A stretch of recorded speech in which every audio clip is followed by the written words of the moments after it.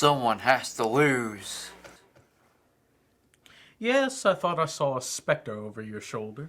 What do you mean? The specter of defeat. Call him the winner who takes all, and he strikes like thunderball. Hello, everyone. I'm Andrew Thomas. I'm here with my partner, Christopher Johnson. Hello, everyone. And you know us, we're the Real Screen Team. And we're continuing our Bond marathon of Sean Connery style. We're doing Thunderball. Yep. The movie that soon gets remade. Oh, God. And if these reviews prove to be successful, we will talk about the remake. Mm-hmm. But as of right now, we're not. We're only going over the Eon production films. Mm-hmm. But, want me to go ahead and go over the overview? Yep. Sure. Thunderball is a 1965 spy film based on the 1961 novel of the same name written by Ian Fleming, which in turn was based on an original story by Kevin McClory, Jack Winningham, and Ian Fleming. The film was adapted by Richard Maibaum and John Hopkins with help from Whittingham's original screenplay for the film. The film was produced by Kevin McClory and directed by Terrence Young. Harry Saltzman and Albert R. Broccoli were executive producers. The film stars Sean Connery in his fourth film as James Bond. Yeah, and due to McClory being producer, there's a whole lot of legal issues with this. We'll get to that once if we ever do Never Say Never Again. Yeah. You can do the synopsis. Sure. Bond is on a mission to find 2 NATO atomic bombs stolen by Spectre, which holds the world for ransom for £100 million under its threat to bomb unspecified metropolises, unspecified metropolis, my apologies, in either the United Kingdom or the United States. The search for the bombs leads Bond to the Bahamas, where he encounters Emilio Largo, a card-playing, eye-patch-wearing Spectre number 2, who's a master thief. Mm-hmm. So, we could... I thought the movie was good. I just thought some parts were kind of lagging, but I did like the characters, we should talk about. Sean Connery being himself. Once again, still in top form. This is right before things start to become a bit with him as far as his motivation, but he's still in top form here. Yeah. Plus, I think he has some of the best quips in this one. Mm-hmm. It's just great. I mean, I think it's probably this and Diamonds Are Forever that have the best quips. Mm-hmm. I guess we should probably go into the Bond girls. Yeah. The main Bond girl, Domino Derval, played by Claudine Auger. Yep, they feel for her after losing her brother. Yeah. From this weird kind of body snatcher sort of thing. Yeah. Though I do have this feeling with her that she was kind of a Honey Rider light. Yep. She kind of had the same interests Honey had. Yep. She had the same dub actress in Nikki Vandersill. And we really don't know too much about Domino as a person. Yeah. But, hey, very attractive. Yeah. And she actually proves to be rather important in the climax, unlike some Bond girls. Yeah. Other additional Bond girls, of course, we have to talk about Patricia Fearing, who played by Molly Peters, the health clinic, therapist. You got seduced by Bond. Seduce is a nice way of saying it. Bond was being a bit too fresh and forward about it now, wasn't he? Yeah. But it was the 1960s. What you gonna do? Yeah. But apparently she was into it by the end of it. Yeah, with some little bit of blackmail. Yeah. I've seen enough things to know where this is going.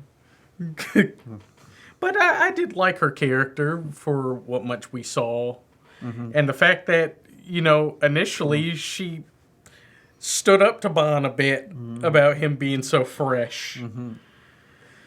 And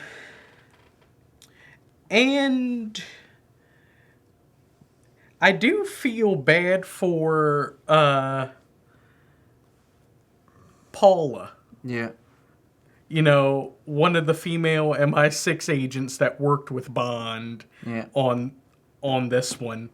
Which, interestingly enough, she was also the gypsy in that gypsy woman fight in From Russia with Love. Which we forgot to mention in the From Russia to Love review, but it was kind of pointless for them. It was interesting, but pointless. Yeah. But I feel bad for her. She didn't really have much. Yeah, Benny didn't much really to do. Feel anything when she sacrificed herself. Yeah. Yeah. Yep. Leading for kidnap/rescue be kind of pointless. Yeah. But we've gone over the Bond girls, so let's go. We forgot the Vixen. Oh, yes. Oh my God. I feel so horrible. I feel so horrible of forgetting the first femme fatale, Fiona Volpe, played by Lucinia Pelusi. Sexy redhead. Yes, and truly devious. She's like, I'm not intimidated by you, Bond. You're the usual things that you do to seduce or move women to your side. That's not going to work on me. I've been on missions like this too many times before. You're not going to do this. Yep. And she was also part of the reason for Paula's kidnapping also. Yeah. And the fact of she was the one that seduced Domino's brother that led to his death. Yep. And another man, Angelo Palazzi, taking over his identity. Until he wants too much money and dies by underwater. Yeah. Yeah, so that was like a quick introduction/death. Yeah.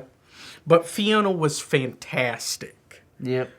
I mean, although her as funny as her death is, I wish she had more of a climactic fight with Bond. Yeah. But at the same time, the scene where that takes place is really cool and tense, and it's like, okay, Bond is dancing with this woman that wants him dead. There are her various other Spectre agents surrounding the club that they are dancing at, ready to gun him down. I mean, and of course we go over the idea of, did Bond use her as a shield, or was it just the right dance move at the time? I think he used her as a shield. I mean, she was evil. Yeah. I mean, and she was trying to kill him. But still, I don't know. Yep. And the ambiguity of that situation is interesting. And let's get to our main boss, Largo. Ah, yes, Emilio Largo, played by Adolfo Celli. Mm-hmm. A lot of people don't give Largo enough credit. Mm-hmm. I mean, yeah, there are still some things that they kind of skim over about him, Mm-hmm. but I actually like Largo as a villain. Mm-hmm. The fact that the dude is number 2 of Spectre. He is the guy right underneath Ernst Stavro Blofeld. Mm-hmm. The dude is a master thief, known world round on his exploits of stealing things. And the fact of this man has a freaking eye patch and makes it look awesome. Yeah. Though I would like to know, why does he have to wear the eye patch? They never told us that. Yeah. That would have been interesting to find out. Yeah. Along with his sharks. Yes, his awesome penthouse with a freaking pool that has sharks in it. Mm-hmm. And the fact of he's one of the more hands-on villains. Yeah. He actually leads the expedition to get the atomic bombs. He's the one that when it's time to fight, he gets in the fight. And there are at least a couple instances where he kind of bests Bond. Yeah. People don't give Emilio Largo enough credit. Dude's really awesome. Mm-hmm. And should we talk about some of the people that came back? Or talk about one of his intro was a doctor who starred in Doctor Who? Well, first, let's go over the returning cast. Yep. Of course, Bernard Lee is M. Yeah. Lois Maxwell is Miss Moneypenny, and say his name Yep. for Q. Where's Q at? Oh. Alright. Desmond Llewellyn. Desmond Llewellyn as Q. All are great, once again. Though I find it a bit weird on the interaction between Bond and Q this go around. Bond seems a bit more snippy at him. Yeah, and so is Q. Yeah, they're both kind of like, oh god, this guy. Oh god, this guy. And Q looks like he's in vacation. Yeah, wearing his Hawaiian shirt. Yep. Yep, and then should we talk about the new Felix? Yes. I swear, could they never find someone to continue to be Felix? No. Yeah, Rick Van Nutter as the new Felix Leiter. Although he gives more of the Jack Lord impression from the first one. Yeah, and he's a bit younger Yep. of an actor compared to the last couple that we've had. Yeah. I think he did okay, despite the fact he didn't have too much of a presence in the film. Yep. Yep. And both Felixes had the same director, so they both wore sunglasses. For Dr. No and Thunderball. Well, hey, got to keep things up. Yeah. Let's get to some of the new cat. Well, sure. As you did bring up, Pender, Yep. Earl Cameron. Yep. He was in Doctor Who, The 10th Planet, William Hartnell's Final Story. And as well, George Prada. Yep. As who seemingly plays a big part in the climax after just standing there. Yeah, Laszlo Kutz.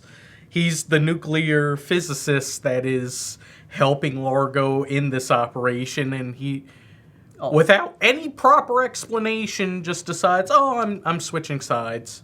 I think it's because of the torture and possibly attempted rape of Domino that kind of changed his mind.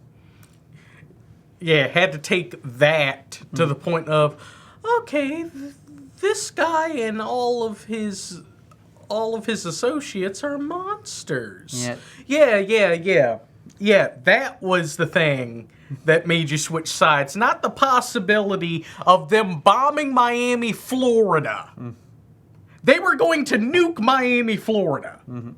But no, this happening to this one woman was enough for you to switch sides. Not the possible nuking of thousands of people. Yeah. And I've known him for multiple parts. He was in Doctor Who, The Enemy of the World, and he was also in another favorite story of mine, The Deadly Assassin, as also a Time Lord. Really? Kind of like, I kind of put him like sort of like the Gordon / Lestrade of the Time Lord, sort of things that sort of believes the Doctor and everything, the Tom Baker Doctor in that story. So okay. So that's how I was familiar with him, although he was much older by the time he started. Well, yeah. I mean, this was the 60s, and by that point, that was around what? 70-something. Around 19... It was either late 19s... That was late 1970s. Yeah, probably 1976? Yeah. But, yeah, and then I do like that joke when Bond and Domino and him come up, like you. I don't know who he is, but he saved me. And they don't even take him with them when, the life rafts are being sent. They're just like, okay, yeah, give you a floaty. Deuces, man. This freaking boat's about to blow. Yeah. But we should talk about the good. Well, sure. Yeah.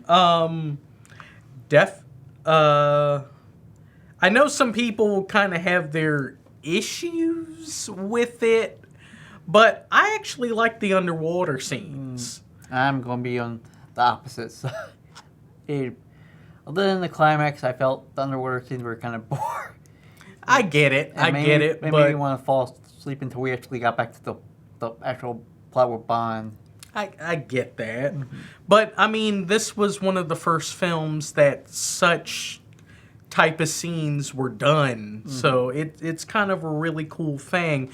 Plus, on top of it, all the underwater scenes were directed by actor, stuntman, Riku Browning, the creature from the Black Lagoon. So I think that's pretty awesome. Of course, we already went through how great of a femme fatale Fiona Volpe was. And, of course, Largo's pimpin' penthouse. Definitely some of the fight scenes were fantastic. With one of the interesting ones, the opening sequence, we actually get to see Sean Connery fight his stunt double. Which I think is pretty cool.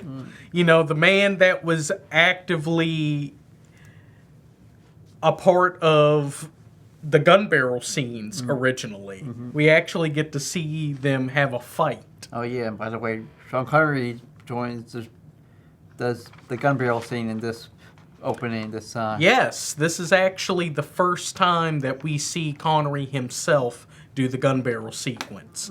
I think it was because they went to the widescreen format, so they had to do a new gun barrel. Yeah. And, of course, with talking about intros, we, of course, have to talk about the opening theme. Thunderball, performed by Tom Jones. Definitely one of my favorite themes. I mean, Tom Jones is in top form. And for anyone that is uncultured, Tom Jones is the man that sings It's Not Unusual. The song you dance to when you want to do the Carlton dance. And Should we get to the negative or? But there is one more thing. we almost forgot a couple other important things.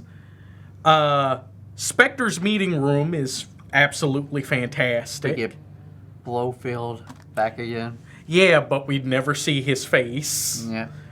Which still, Till the next movie. yeah. But hey, it was still cool. We still get to see him stroke the white cat and hearing his ominous voice. And the fact that he has a freaking booby trap, he has freaking booby trap chairs. That if anyone dare cross Spectre, he's going to electrocute you with this chair. Have a trap door that sends it down. Somebody disposes of the body, and then the chair just comes back up. And of course, with other great gadgets, we see James Bond on a freaking jetpack. A freaking jetpack. I mean, yeah, the helmet looks kind of silly, but it's a freaking jetpack. That is awesome. Now, we should probably go into a bit of the negatives. Yeah. Other than Fiona, not really any of the other henchmen were, given much more depth. Yeah. All they did was either they asked for too much money, they died. Yeah. I mean, we don't really get to know too much about them. And also, an interesting thing is, there's another Spectre agent, Count Lippe, who has his run-ins with Bond at the health clinic. Why did Fiona blow him up? I mean, what? He was helping you in that car chase. Why did you blow him up? I think Blofeld said that he picked a terrible replacement for Dominique. So it was his fault, not Fiona's, even though she was also in on it. Oof. Yeah. But I guess that's about it. Yeah. We've already kind of gone over the other things. Yeah. Want to go over our scores? Sure. Who should go first? You? Okay. I actually give this one an 8 out of 10. I know this is kind of the film that you either absolutely love or you don't really like. I really like this film. So I've got to give this an 8 out of 10.